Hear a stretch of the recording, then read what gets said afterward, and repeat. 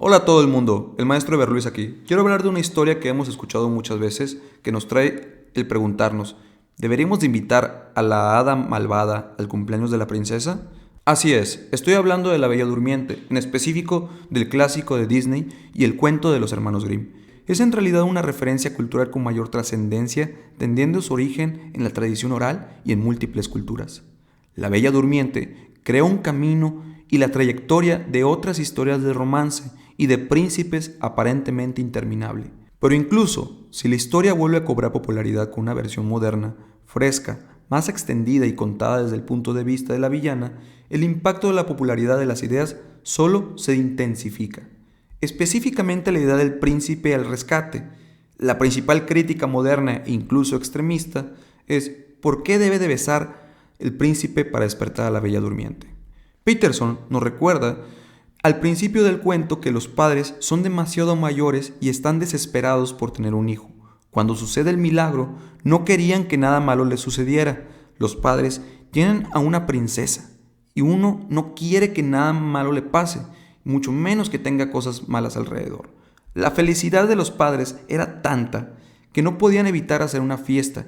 Invitan a todo el mundo, pero no invitan a la maldad. Maléfica es la madre terrible, ella es la naturaleza, es lo que golpea en la noche, ella es el diablo mismo. En otras palabras, es todo lo que no quieres que se encuentre tu hijo.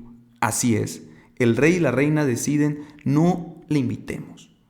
Es en particular un tema que parece estar un poco revuelto y parece actualmente una franquicia que parece estar muy poco preocupada por realizar cambios a su realidad, buscando examinar el legado y herencia del cuento original. ¿Qué significa contar una historia sobre la sobreprotección? ¿Cómo se aborda una historia tan ambiciosa en la cual busca despertar el interés de los niños, niñas y adolescentes? Corramos el riesgo nosotros y probemos la suerte. Tenemos que lidiar con eso, así como los reyes lidiarán al no invitar a la madre terrible, la madre que sobreprotege, en lugar de negarle la posibilidad de fortalecerlo, haciéndolo enfrentarse al mundo terrible, se debilita por mucha protección y luego, cuando sale al mundo, no pueden vivir o al menos lidiar con la libertad obtenida. Aquí hay una gran distinción entre la madre terrible, que es maléfica, y la madre que sobreprotege, que es la reina. El rival, Maléfica, se encuentra ofendida, ya sea por no ser invitada a la fiesta o no ser parte del grupo, a lo cual responde apareciendo por primera vez, recibiendo muchas excusas como se nos olvidó invitarte, lo olvidamos, la invitación se perdió en el envío, a lo que ella responde, no lo creo. No se te olvida algo como eso. Y deja claro que no puedes dejar afuera todos los horrores de la vida. No te olvides que eso es lo que sucede cuando tienes un hijo. Es seguro que no quieres enfrentarte al peligro y al mundo terrible. La respuesta a la pregunta, ¿debemos invitar a Maléfica a la fiesta? La respuesta debe de ser siempre, depende de qué tan inconsciente quieres que sea tu hijo. ¿Qué tan inconsciente quieres que sea tu hija? Si deseamos que nuestro hijo sea inconsciente, podemos tomar provecho de que se encuentra en casa, o en este caso, la princesa permanecerá en el castillo por el resto de su vida, seguramente en la torre más alta. Muchas cosas en esta historia son pocas placenteras. El padre quema todas las ruecas y una de las cosas que sucede es que la princesa se vuelve tan, pero tan ingenua que es llevada al bosque y criada por 3 hadas. Las 3 hadas que poseen magia misteriosamente para poder limpiar la casa y pelear por los colores del vestido del cumpleaños, pues sucede que en los cuentos de hadas son inspiradores. Como siempre, parecen como mariposas, vuelan siempre trabajando y ayudando. Es sumamente cool, es sumamente hermoso que puedan volar. En esta historia y en muchas otras, la femineidad es presentado como ideal y como máximo valor de la mujer. Se encuentra un protagonismo pasivo o reducido a ser figura simbólica, con funciones limitadas. En el cuento original no aparece de nuevo Maléfica a partir del hechizo de la fiesta del principio. Al pasar los 100 años, el primer príncipe que deambula por ahí por casualidad se encuentra a la princesa. Ella se enamora tanto que sufre un estrés postraumático por privación de la libertad y huye en el caballo blanco de Napoleón junto a su príncipe al atardecer para no volver. Fin. Recordemos ¿Qué es la rueca de coser un personaje clave en la historia? La máquina de hilar o hiladora es un instrumento para hilar manualmente fibras textiles. Es también un símbolo sobre la rueda del destino.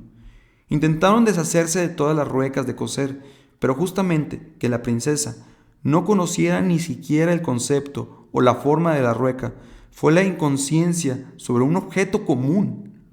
Cuando la bella durmiente se pincha el dedo de la mano y se cumple el destino marcado. El psiquiatra y psicólogo Carl Jung resalta la importancia de los mitos y símbolos. Estas historias y cuentos son llamativamente similares en culturas de todo el mundo y de todos los tiempos, por tanto, deben de ser resultado del conocimiento y las experiencias que compartimos como especie. La memoria de esta experiencia compartida se encuentra, por una parte, en un inconsciente colectivo y por otra, en arquetipos, símbolos positivos que sirven de modo de formas de organización de los patrones. Jung establece por este argumento que todos tenemos la tendencia innata a emplear arquetipos para comprender el mundo. Las ideas más potentes de las historias se remontan a los arquetipos. Con ligeras variaciones, el cuento de la Bella Durmiente se encuentra por todo el mundo. Jung atribuyó la popularidad universal de los cuentos de hadas y los mitos al uso de personajes arquetípicos.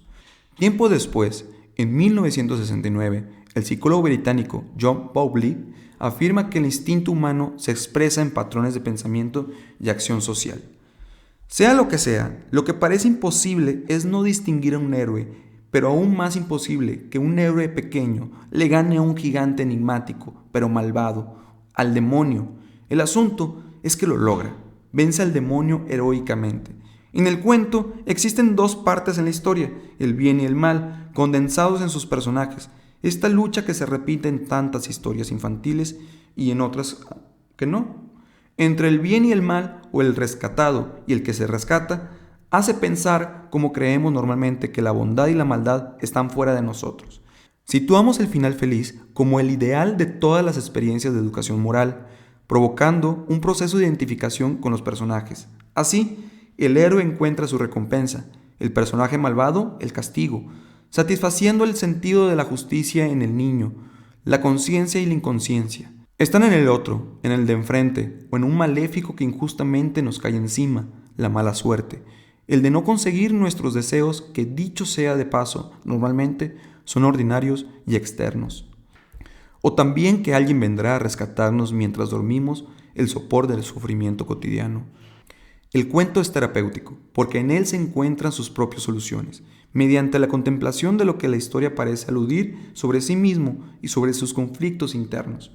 El autor sitúa el cuento de la Bella Durmiente en la adolescencia, describiéndolo como un periodo de grandes y rápidas transformaciones, alternándose etapas de gran pasividad y letargo, e incluso de comportamiento arriesgados para probarse o descargar la tensión interna. Asimismo, mencionando el conflicto de la pubertad y el contexto familiar. En el cuento original de los hermanos Grimm no existe un conflicto sobre la lucha de un héroe y un dragón. La verdadera dificultad era el héroe encontrándose ante un muro de zarza de espinas, como si fueran moscas chocando contra una ventana, y la única solución es golpear con mayor fuerza. La pared de espinas se abre para dejar paso al príncipe. Tiene que ver con el mensaje general de los cuentos de hadas, en los cuales no hay que apresurar las cosas. Cuando llegue el momento, el problema se resolverá por sí solo. El beso de un amor verdadero, que tiene que ver con un simbolismo sobre ser consciente, la máxima expresión de la falta de atención, es la inconsciencia o el estar dormido. Si cambiáramos de lugar los personajes masculinos por femeninos y viceversa, la idea de una mujer que despierta al hombre de su inconsciencia a través de un beso es de igual relevancia. En cambio, el pincharse el dedo con una aguja es un comportamiento y una conducta ingenua y de ignorancia.